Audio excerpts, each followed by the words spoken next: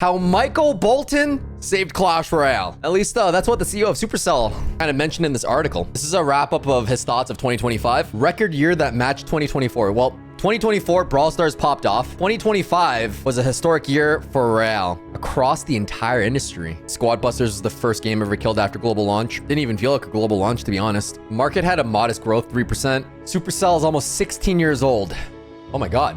I've been doing YouTube for 10 years, almost. 500% growth. It became the game to play with friends. I'll talk more on that later. So here's what the general manager of Clash Royale shared. This would be like Frank from Brawl Stars. For massive rapid growth to happen, word of mouth and discovery has to happen. You and your friends talk about the games that you're playing. A big part of that, this is pre-April 2025, before Jinxie picked up the game. Royale started really picking up.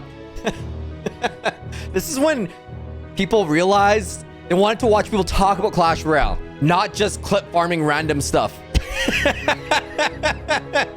I think Royale was a big reason with Ken. And then OniPixel noticed. This was days before Jinxie picked it up, by the way. OniPixel made a video with Ken 9 months ago. And then Jinxie happened. Revenue was 15 million, 17 million. And then in May, 28 million. I don't think it's fully fair to say that he made the 10 million. It's hard to say if he was that 11 million gap. There's not enough data, but there is enough data to show like record high concurrence on Rocket League when Jinxie picked it up.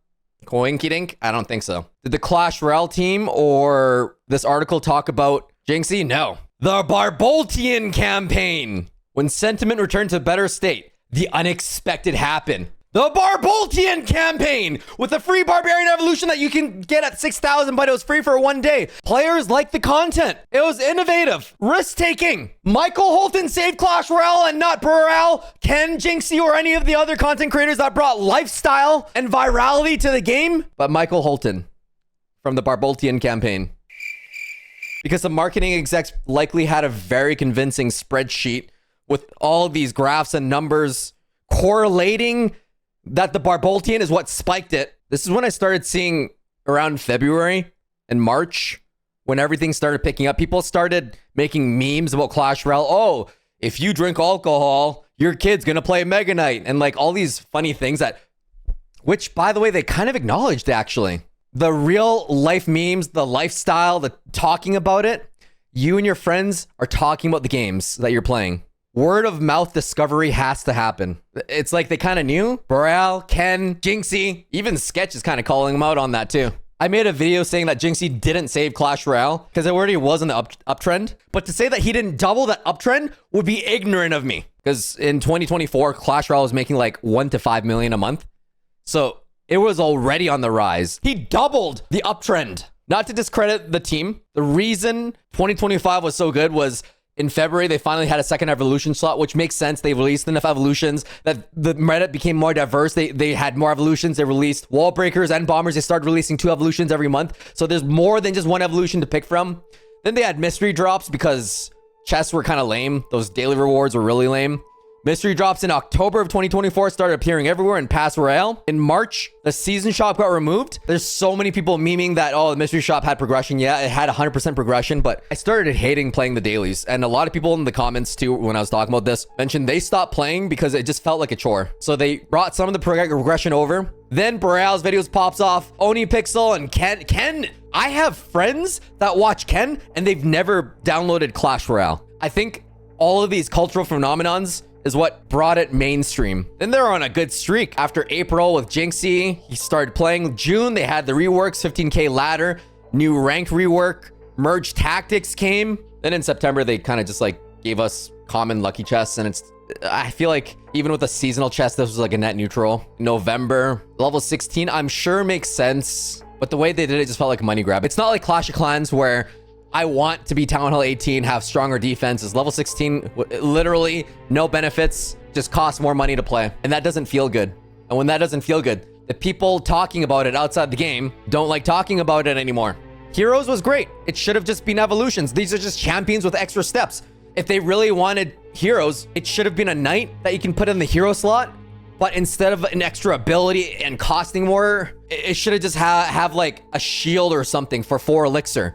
And you can only play the Evolution Knight or the Hero Knight, not these weird abilities that convolute the game. All of Reddit is pissed. Even Mr. Beast said he only played Clash Royale because of Jinxie. I know a lot of people have been glazing Jinxie, but it's almost tone deaf that they missed out on all the creators. I'm not even talking about me. I don't bring new players because the people that watch me already play every day. They even got Mo riled up on this. Holy ratio. All those things that happen from season, the devs reworking the game, making it better, the content creators making funnier skits, all these things to make people talk about Clash Royale outside of Clash Royale made it the cultural phenomenon that it was. But that just also happened to be when the Barbolian campaign happened. Just because two things happened around the same time doesn't mean that one caused the other. My alarm went off at 7 a.m. Does that mean that the sun rises at 7 a.m.? If I don't set my alarm, does the sun stay down? These uptrends can happen before something else causes it. The lucky drops, the evil slots, the TikTok videos. Like if I wear my lucky socks, my team wins every time. Did my socks cause the team to win? If I didn't wear my socks, would the team lose? Would they win anyways? We as humans just love attaching success to one visible action. Start a campaign, Barbolian, see spike growth. The campaign caused the growth. It feels logical, it feels clean, but that doesn't mean it's true.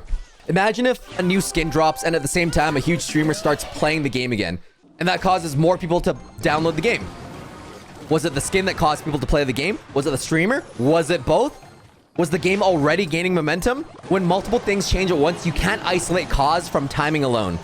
It could have been balances, marketing increased, seasonal uplift, player sentiment was already improving. What businesses and humans like to see is like a clean A causes B, because that's easy to understand and replicate, especially in the corporate culture.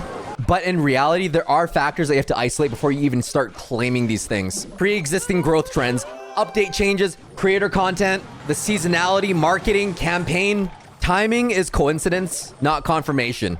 So if you want to prove cause, you have to show the outcome would not have happened without it. I have a suspicion that this was definitely in the marketing department's slideshow. Everyone's been talking about delete heroes, remove level 16. That's not going to happen. But this article was a little tone deaf with Barbolian stuff and not crediting the creators. I don't think it's realistic to say that Michael Holton created a ton of people to talk about Clash Royale during lunch. I think Jinxie, Royale, Onipixel, Ken, and all the things that they've spawned, everyone inspired by Royale to make real life content. Wreckers started posting TikTok because of Royale. We have the whole Kenverse. Everyone realizes you don't need fancy equipment to post Clash Royale videos. You can just yap. Ken spawned a whole genre of that. Jinxie got stable Ronaldo, Mr. Beast to play Clash Royale, which Supercell paid a lot for that in the Brawl Stars video. And it's crazy timing that their marketing budget goes to this. To be fair, things like this take like 6 months to organize. Lil Wayne just doesn't pick up and be like, oh yeah, I'll do that tomorrow. It's contracts and barriers and production. These take months and months of planning. So while this part sounds poorly timed, it was just unfortunately timed. But yeah, correlation is causation. Barbolian saved Clash Royale.